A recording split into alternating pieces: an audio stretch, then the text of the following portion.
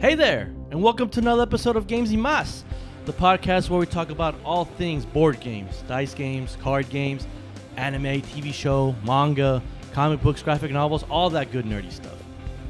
In the last episode, we talked about How I Met Your Mother Season 1, Episode 1 with our good friend Alberto. As we broke the episode down, gave our thoughts about the episode and the show in general as well. And as we got to share some of the experiences that Alberto had when he lived in New York. Today we're going to be talking about How I Met Your Mother Season 1, Episode 2. Doing the same thing, breaking it down, giving our thoughts and overall, and as Alberto gives us some more stories of his life in New York. So, pull up a chair, grab some dice, y acompáñame a jugar. All right, and we are back with part 2, Games y Más. We're talking with Alberto about How I Met Your Mother, getting his perspective of being a New Yorker, living 19 years in New York. Yep, I don't know what that means, but that's a New Yorkers will understand. Yeah, there you go. If you're a New Yorker, drop on the comment below. Respond back to Alberto. I'm pretty sure they reply back with something. So if you haven't checked out part 1, go ahead and check it out. We did an introduction. We got to know Alberto's favorite board game and video game. So if you want to know what that is, go check it out. Don't tell them. They got to go to episode 1, part 1 to figure it out. And so we're back. We're going to be talking about episode 2, The Purple Giraffe. I think it's I like the titles of these episodes because it's very like symbolic, very like the purple giraffe taking that leap of we'll dive into it and stuff like that. But yeah, episode 2, Ted throws 3-day party to get Robin because he's in love with Robin, but we found out in episode 1 that was Aunt Robin, which funny that I told you this. I had the same reaction with the kids when they said, "Hey, this is how I met your Aunt Robin." They're like, "What? Aunt Robin?" And I was like, wait, hold on. When I first saw that, I'm like, Aunt Robin, wait, what in the world? Like, this is, I thought we were talking about How I Met Your Mother. And he's like, yeah, it's a long story. I'm like, and they got me hooked. I'm like, okay, now I got to find out are we going to meet the mom this season? Are we going to, know? So episode 2, yes, he's infatuated with Robin. And yeah, he wants to throw this party, but make it casual, make it whatevs. And so, you mentioned in part 1 about the bodegas, and that's in episode 2 about a little bit of the accuracy of in New York, how they had, the clean supplies next to the Apple Jacks or something like that, which is pretty accurate too. There's a line that Barney says in this episode. He says that in every New York party, there's always a girl who doesn't know whose party this is. But how do you feel like? From your limited experience, do you think that's true? Do you think, I don't know, I know you say you didn't have that much experience. Yeah. Again, I didn't have much of an experience in the party scene back home. I was outside of New York before I ever got into that. Okay. And just because of also my faith. True. Didn't really venture into that as much as maybe other people. But from the short window of time where I did before college and high school and doing things I wasn't supposed to as a high schooler, like a lot of high schoolers. I think there were times where even myself, I was at some party and then I don't know whose house this is, but I know that so and so told me about it. Okay, so Carlos, Carlos told me about it. Like in the show Carlos. And I think it's the case with anywhere. But you see it dramatized in movies, you see it humorized in movies or TV shows. But if a girl uses her charm well enough, then she can pretty much get anywhere. Yeah, pretty much. So that's anywhere. That's anywhere. It's here too. Yeah. Yeah. So yeah, it doesn't surprise me. Yeah, interesting. We also get a little glimpse of the roof, which is funny because we mentioned it when we were watching the episode that the roof gets bigger. It gets bigger, later on in the season. Yeah, and this one it was a tiny thing, and it gets bigger. So I'm like, man, that's some good architecture. Later on, what is it? You have a Halloween party has 30, 50 people. There's an episode where they want to jump from the roof to the other roof. They're like, they can make the leap, called the leap, which again another metaphor, symbolism with Ted's life about making the leap in his life. But it gets huge, and this one's like a tiny little looks like a balcony kind of tiny thing. But you were saying in New York that apartments or places like that, is pretty accurate that they have access to those type of roofings kind of. It depends on the apartment. Okay. Depends on like the living situation. So like most places roof access is forbidden other than like the building manager or the soup. Okay. So not anyone can just go up to the roof. You've got to have an in with like the soup or the building manager or it should be included. It's included in like your living agreement, your rental agreement, your lease agreement, where okay, like in these buildings, I don't know if they're like considered duplexes or whatever, but like the first floor, kind of its own like living condition, living area. Second floor, third floor, and third floor obviously would be closest to the roof in a 3-story building. Right. Think like Brooklyn, there'd be plenty of those there. Then what I've heard of different buildings doing is all of the renters in each one of the floors make an agreement of sharing that roof space, or that top floor has that entire roof space, but it's reflected in how much they pay for their space. Got you. Okay.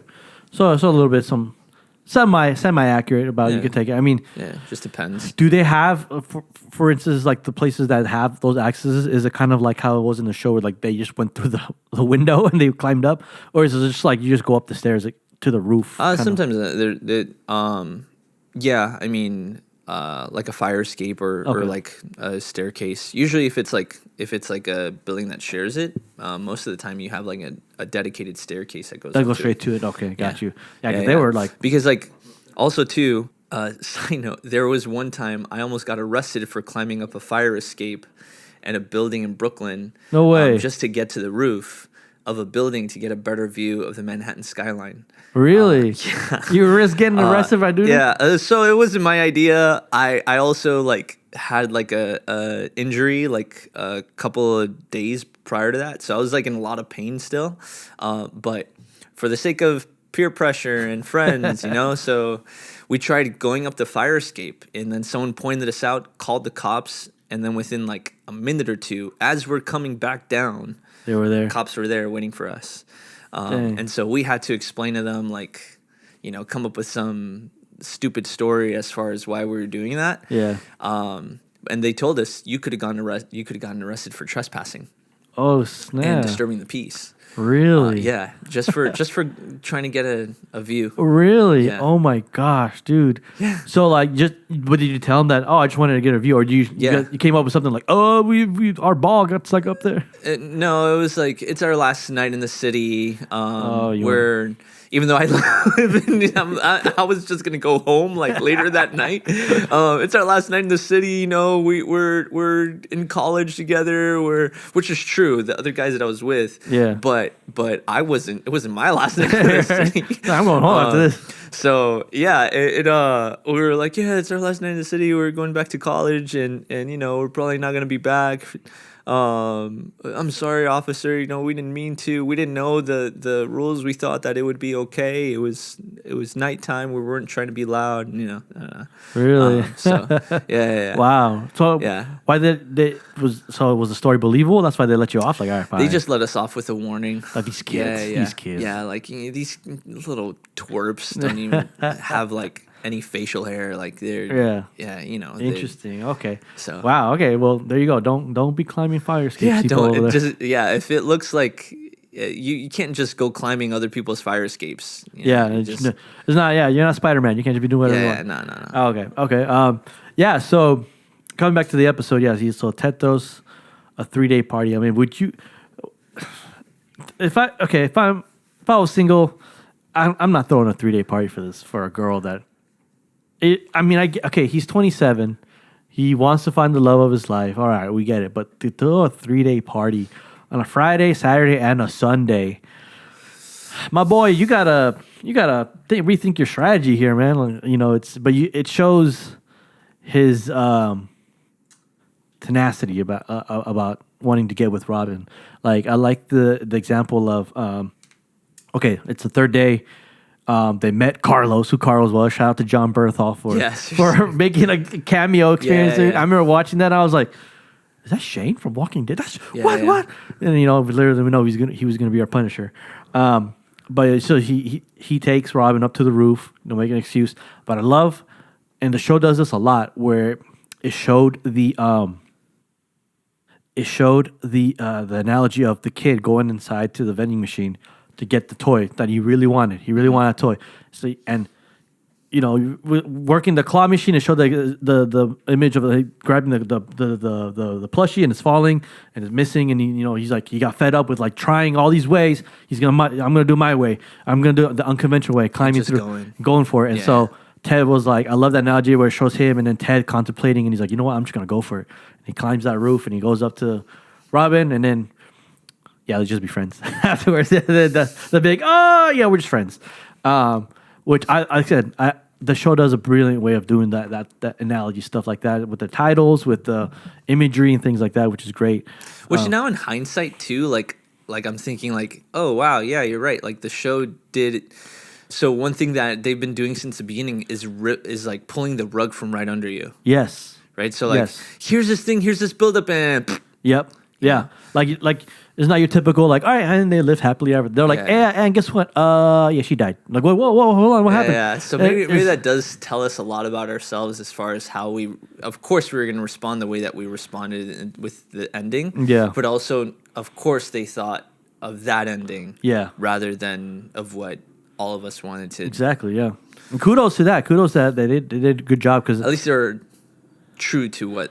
Yes. What they've been exactly, yeah. And like I said, I felt in that episode that New York was a character in that episode. Like you see in a previous episode, if you want to get a little taste of that, we'll dive deeper into this, where the show makes does a good job of making it New York as a character, as a living, breathing thing. A lot of other shows make it look like it's just a backdrop of like, oh, here's the Empire State Building. All right, cool. Whatever. Let's continue on with whatever. This show does a great job with, this is New York. We live in the city. This is a city that has its own character. You can see with the parties, they're throwing the parties, the people, interacting with the people. Ted just running down the street trying to get to the bodega that Robin's at when he's reporting.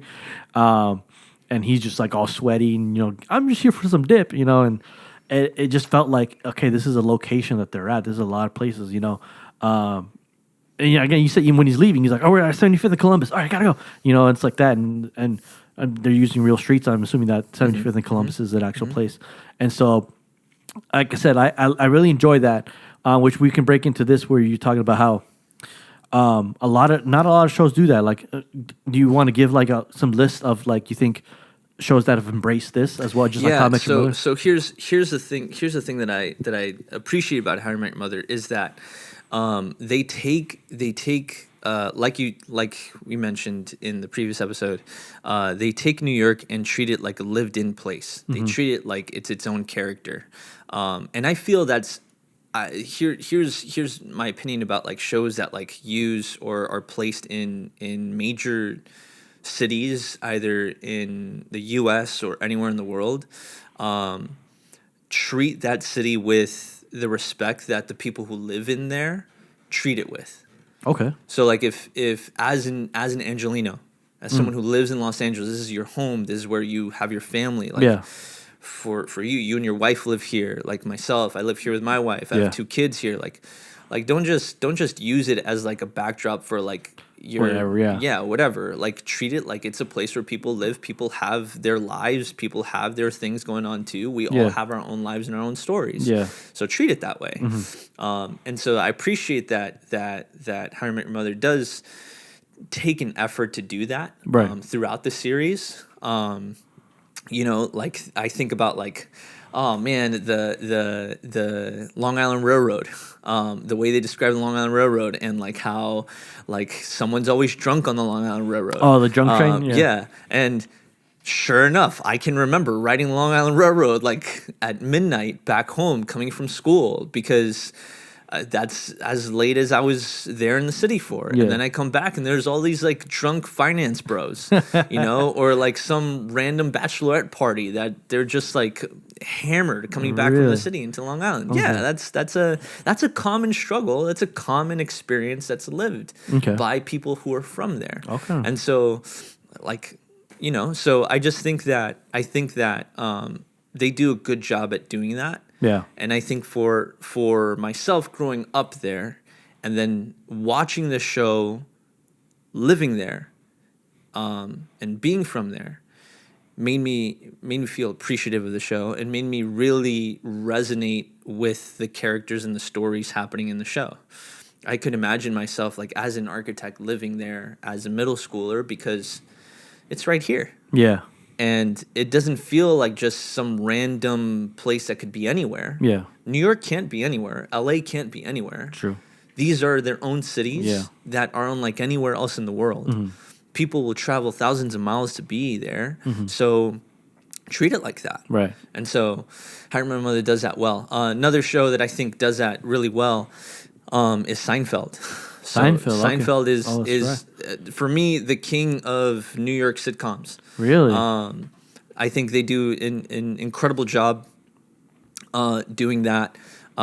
Just because there's so many different stories and episodes that involve like just the struggle of the everyday New Yorker. Yeah.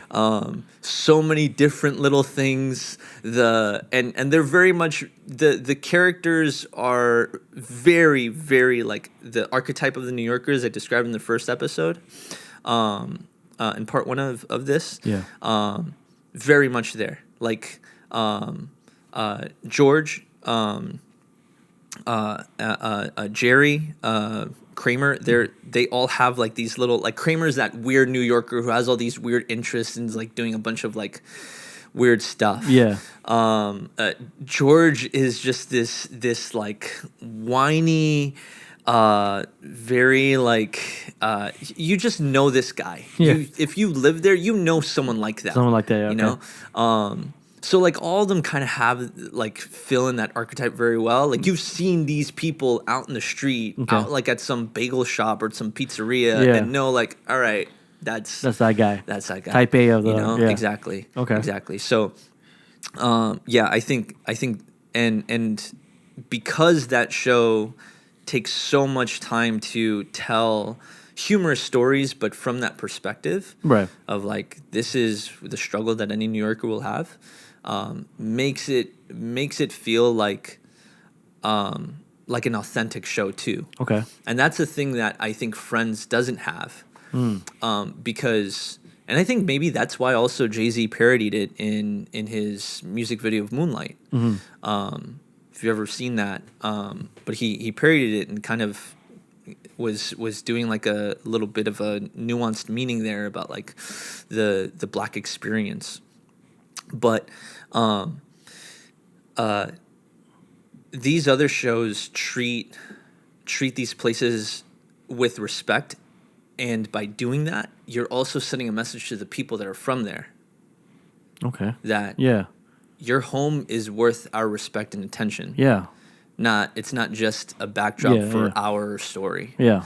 And I think that also opens up the door for people to watch it and feel like, okay, I can watch it and feel like it's an authentic, real story that I can attach myself to. Yeah, because it's lived in, because it's treated with respect. Seinfeld, okay. You know, what else you got? What else do you think is?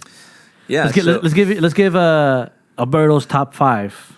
If you got top 5, like shows that you think engulf the real New York lifestyle persona thing like that, like that.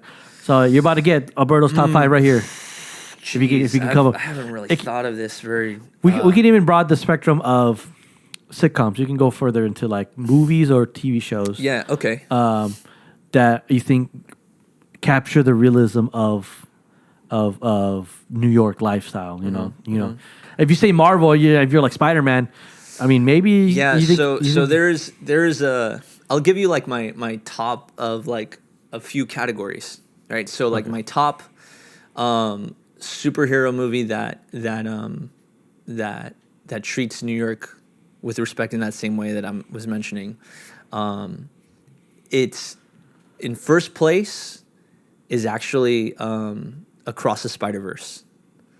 So Spider-Man Across the Spider-Verse. I think the way they handle everything about it. The bodega fight between Miles and Spot. Oh, okay.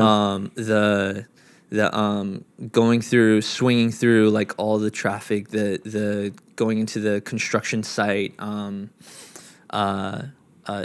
rooftop party, the different cultures, the food, the Jamaican beef patty, and the interchange between the bodega owner in the beginning. All of those little things, I think were I loved, and it felt like it was a place that was lived in. Yeah, the little when they're swinging through, and then Miles stops in the train, and there's that kid licking the window, the window, and then he's like, no, don't do that. Like that was perfect. Yes, yeah, totally. I could see my 2-year-old son doing that, and then being like, no, don't do that. No, please, no. Yeah. So I love that. A close second to that is Spider-Man 2.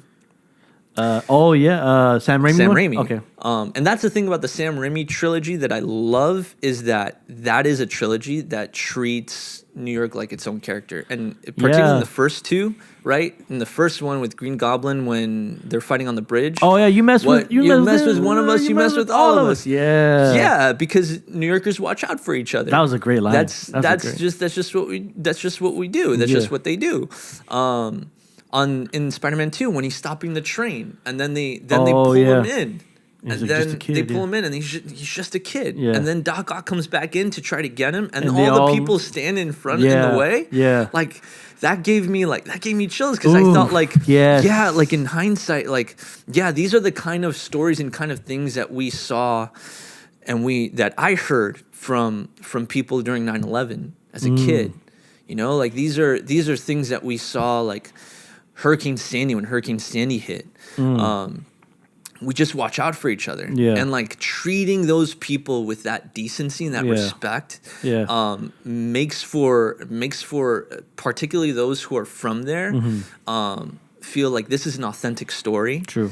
But then I think that carries on also for other people who aren't from there, because then they see, okay, they put some thought and attention into this. Yeah. They're treating it with some humanity. Yeah. And I think that's important for a story. I remember like people like trying to look out for each other. Yeah. And, like I remember lines in the gas and like getting each other gas because someone like didn't have the money. Gas, like this is the kind of things that like I remember, growing up there. That's cool, yeah. That is crazy how you said about the Spider-Man. Yeah, that's very true. Yeah. Especially those lines. Yeah. Apart from that, like I think there are some movies that like treat New York with a sense of mystique, and right, we're talking about New York, but I think any movie or show that treats like a city not just with respect and doesn't look at it as just a backdrop or just look at it derogatorily, but also like highlights the mystique of it, highlights like what makes that city magical. Yeah. So when I think of LA, one movie that does that well is La La Land. La La Land treated... I haven't seen that movie. So La La Land treats LA with a sense of mystique, with a sense of magic, where it's like, oh yeah, like this is a very special place. In the Heights, the musical by Lin-Manuel, treats New York like it's a magical place. And also too, I think The Godfather. Godfather is my favorite movie. Okay. But I think that movie definitely treats New York and just America in general like this magical place. The first line in that movie, the guy says, "I love America. America made my fortune." And so the idea, the concept of the American dream being realized in New York, where it was the gate of prosperity for people coming into the harbor onto Ellis Island while they looked over at Liberty Island at the Statue of Liberty. Like, dude, that's magical. Yeah, for sure. Like, How I Met Your Mother does that in the sense, like, I can meet my wife here. Like, I could like this city, like there's someone here for me. Yeah. I think Ted does a great job of explaining that throughout the show of how he loves the city. He loves the city. Yeah. And you always have that running joke of like, New Jersey, and no one cares about that place, and no, New York is real New York, and you have Ted just explain the magic of the city. Yeah, when those two girls are like trying to get a tour of the city, which I thought would be a good episode to watch, like as this in terms of this conversation. Yeah, we should. Yeah, definitely. Yeah, like, go back to the rat hole. Something. Wait, that's New Jersey. No beef pretty much the same thing. From New Jersey. I got family in New Jersey. But yeah. And he's like, yeah, man, I remember that. Yeah, he's like, it's pretty much. He's like, oh, that's in New Jersey. It's pretty much the same thing. So, the same thing. Like, he just, Ted's like, about a crack Bart's like, no. Yeah. Oh, heck no. Heck no. Yeah, definitely for that. Okay, so you said Spider-Man 1 and 2, Seinfeld. Are we going that as your list of tops, or you're just kind of... I'm just throwing them out. Like, I don't really have like a top 5. Godfather's up there. I know the Spider-Man game, the PS4 game. The new one's came out? Yeah. That one... Definitely, like, I loved how immersive it was. Did a good job, yeah. Of keeping it in there. GTA 4. It was. I mean, that's a mock. Liberty City. Yeah. I know it's not really New York, but I think it's modeled after it. You could tell a lot of different, especially like the subway systems. Yeah. Drain, the traffic, everything. Yeah. Same way how San Andreas captures LA. Yeah. GTA 5. Yeah. Exactly how it is and stuff like that. I understand that one. Okay. Yeah. I do like what you said about Spider-Man. That was very. It was very captivating because, like, I was like, dude, totally forgot about those lines. Yeah, I was like, dude, you're messing with all those are powerful moments. Yeah, and I was like, snap, that's true. Moments. And then, but also, I like what Goblin says, where he's like, 1 minute to love you, but then they're gonna turn on you. Exactly. And I was like, oh snap, because how easy you can be swayed and stuff like that. But that's a whole different topic of like the struggles of being a superhero and trying to do the right thing and stuff like that. Right now, we're just talking about New York and. John Wick also kind of New York a little bit. Yeah. But I don't think it engulfed more. I engulfed more of the world of assassination. Like, it was like this underground. Underground thing. World. But again, New York, the love of New York. Yeah. Which I love Morpheus being like a pigeon. Like the homeless people kind of thing. Like I forgot his name in John Wick. I just know him as Morpheus. Morpheus. Lawrence Fishburne. He, I think he's like the Bowery King or something. Something like that. The King. Bowery King. Yeah. I am the Bowery. Which the Bowery is a place in New York. Is there a Hell's Kitchen? Is there actually? There's a Hell's Kitchen. Okay. Yeah. So is that like? It's a neighborhood in Manhattan. Okay. Why do you know? Why is it called Hell's Kitchen? Do you know? I read up on the story before. I can't tell you. I can't remember. Yeah, I don't want to say something that's like unfactual. Totally yeah, for sure. All right. Well, we're gonna go ahead and close it up here with you guys. You gave us a little taste of that. Like I said, I love what you said with the comparison of, New York being its own entity. Like, that's why I attracted more towards How I Met Your Mother over Friends. One main thing for me was Friends. I didn't get the jokes. I was too young for the jokes. I was just like, oh, okay. I mean, now if I watch it now, I'll understand. Like, Yeah. But I think How I Met Your Mother came at a time where I could understand the jokes and appreciate the jokes and be like, that was a little dirty joke, but I get it. Yeah. Friends. I mean, I was a kid. I didn't know what was happening. I think a lot of us that watch Friends, in my age group that watch Friends, watched it maybe as they were older to appreciate it more. I watched it when it was on TV and like I just didn't get it. I didn't get anything. How I Met Your Mother came out, I was old enough to understand what was going on, and I appreciated it more. And I was like, I mean, I don't know if you had WB Kids, like if you grew up watching like Superman animated series. Yes. So to me, Friends meant the end of that. Yes. Because in the afternoon, coming home from school, Batman the animated series, Superman the animated series, and then once that segment is over, then they play reruns of Friends. Yeah. And I was like, this show is stupid. I would know. Yeah, I remember I would turn on the TV. And go to WB and Friends on. I'm like, I missed my cartoon. Yeah, so maybe that's in my subconscious too. Probably. That's forbidding me from like enjoying Friends. Yeah. But I will say, like, trying to rewatch Friends now as an adult, I'm like, It's like, Like I said, I've watched. I mean, I know my wife's kind of like shaking her head watching. She loves Friends. Sorry, babe.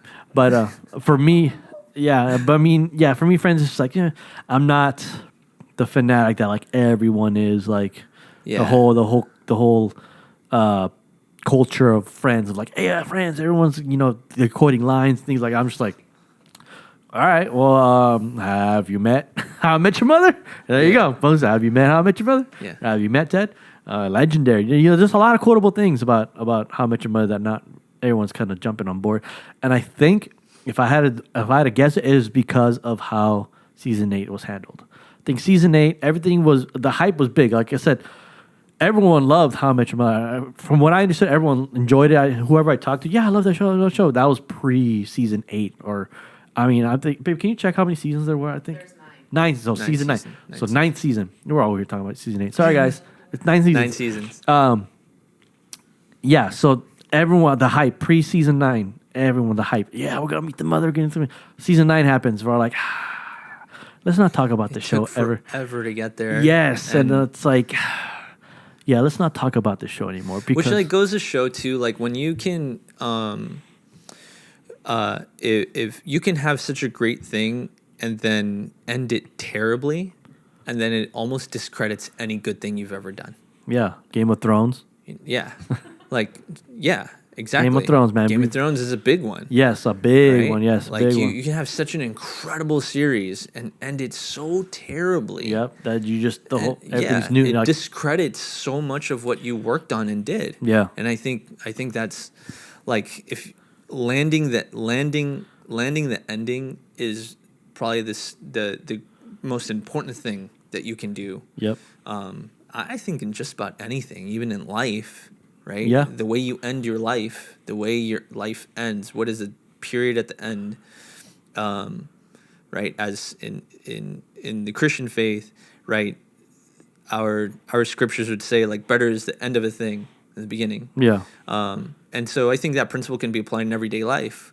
Like take a series like How I Met Your Mother, the ending, better is the ending than the rest of it, than the beginning of it. Mm-hmm. It might start off great, but if it ends horribly, then then your entire reputation, whatever credibility you had, is pretty much lost. Yeah, and I agree. That's why a lot of people gravitate towards Friends, because I don't know much about the ending. Baby, you can bag me out, but I'm pretty sure it ended pretty well with like some closure, some things at least. Yeah. It didn't botch it like they did in season 9 of, like I said, I'm pretty sure the last season of Friends had closures and things and episodes, whereas season 9 of How I Met Your Mother from the beginning of the episode, such a stark, very very it just harsh. It dragged. Ending, yeah, like just like an ending that was just like really pulled the rug from right under us in like the worst way. The worst way possible. Yes, because I was like watching it. I'm like, dude, like you could have done this whole wedding sequence in like 4 episodes. I didn't have to have a whole season of this. I understand what they were going for, where it's like the main bubble is a wedding, but then you have the branching things of like the befores, the afters, the future, now looking back. And I'm like, you could have broken it up way much better. But again, that's why a lot of, like I said, it's better than the ending than the beginning of something. The ending, if it's worse, then it discredits everything. Look about Game of Thrones, look about How Much Your Mother. 2 shows infamous about destroying the endings that no one really talks about them anymore. No one really cares. Everyone's moved on. Why are people still talking more about Friends than they are talking about How I Met Your Mother? Why are people still talking more about The Office than, How I Met Your Mother or anything like that? Office and nostalgia, it's good. I mean, the ending of The Office, also the season was kind of dragging a little bit, especially when Michael Scott left, but still carried that value, still had the characters as a whole. Yeah, How I Met Your Mother is like, man, what you guys do? Still we watch it. I still watch it, and I'll definitely prefer it over Friends because of like the memories that I've built watching the show, the guest stars, the goofiness, the wackiness. For me, it's almost the closest thing I'll get to like experiencing the New York lifestyle than actually going to New York, which someday hopefully I'll get to go there. But yeah, for me, I just really enjoyed it. So, and like I said, I'm really looking forward to more episodes, breaking it down with you. Getting more of your perspective, some things you'll rehash, some crazy New York stories you'll tell us that you did growing up there and stuff. But overall, as I said, I think episode 2 did a great job of introducing that imagery that we're going to see throughout the whole episode with the crane, crane machine, and Ted, and taking that leap, and then having that, and then introducing that, pulling the rug under us, and being like, hey, nope, it's not going to be this type of episode. It's this type of show. And we're like, oh snap. So for me, that's how I liked it. I don't know your closing thoughts with that episode 2. Yeah, I mean, obviously they were trying to like throw us for a loop, and right, setting the stage that the rest of this series is going to be that. We're just going to be throwing you for a loop. Don't come in with your expectations, because we're probably going to subvert your expectations. Yeah. Which, again, it's hard to not think about everything else with that idea. But that's a whole other conversation. Yeah. Like I said, like I get similarities of Game of Thrones, episode 1, season 1. How Much Your Mother, season 1, episode 1. You have the ending of both episodes. Perfectly parallel. One, How I Met Your Mother. That's how I met your Aunt Robin. What? Hold on. That's a twist. Episode 1, ending. Brian gets pushed out the window. The things I do for love. Boom. Oh, snap. And then, what's going to happen next? Now let's follow. Now let's follow along. Perfect parallel. I just thought of that too. I'm like, that's perfect parallel. So, and again, what's the same thing? Both have trashy seasons. So, unfortunately, it is what it is what we got. But, so that was episode 2 of How I Met Your Mother. We're a little bit over time, but it's fine. It was good getting to know more stuff like that. It was interesting knowing your list of your types of things that engulf it. I forgot about Seinfeld. I totally, my mind went over Seinfeld, but Seinfeld, does perfect way. And then, I mean, Jerry does a good job of just pointing out the little things. Best New York sitcom. Everybody loves Raymond. King of Queens. Yes. Yeah, there's some good ones. How I Met Your Mother's up there. Friends. I mean, if you're into that, Friends. But again, Friends is more about the friends. And so, actually, I really don't like that show, guys. I'm really sorry. I can't get on board with the whole everyone enjoying Friends. I can't quote anything from there. My wife can, so we can have her on here. She can talk all about Friends. So thanks, Alberto, for joining us. I know there's more stuff we can talk about, and I want to save that stuff for more episodes so we can get going here. We wanted to get the first 2 episodes out of the way, and then we'll get you back on here when your crazy schedule permits it. You got 2 kids now, so you're all over the place, and then we got the One Piece we're chasing after, so which is another episode future episode right there. One Piece, man. Get me started. There you go. I know, right? Well, that's gonna be like a 6-part episode we're gonna talk about here. It can be. It can be. It'll be 1,000 episodes, just like the show. So there you go. But thank you again, man. So much for joining. It was fun talking to you. Thank you guys again so much for watching. This has been part 2. If you haven't seen part 1, once again, go check that out as we introduce How I Met Your Mother, and hopefully we'll get you some more episodes going here. And thank you guys so much for watching, y nos vemos para la próxima.